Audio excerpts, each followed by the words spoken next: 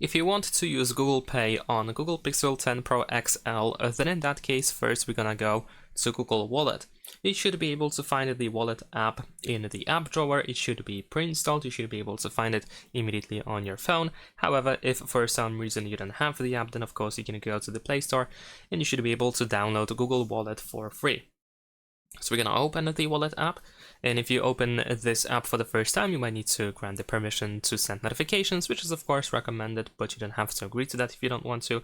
Now over here in the bottom right corner, we can press on this plus button, and over here you can choose what you want to add to Wallet. So if you want to add a credit or debit card, then you can choose payment card over here.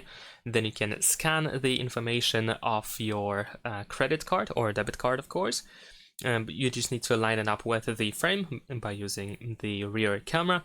And if you have troubles with scanning this information, then you can choose enter details manually at the bottom.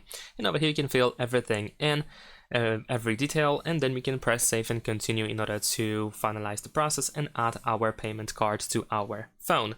And of course that is pretty much it. You can add multiple payment cards if you want to.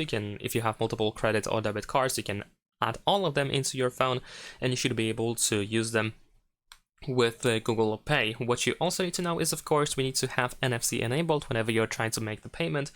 So you need to go to settings, and over here we can open connected devices, and then we're gonna go to connection preferences, and in here we can open NFC.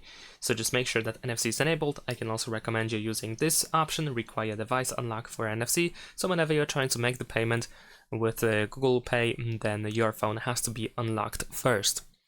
And that's pretty much it. Thanks for watching, leave a like and subscribe.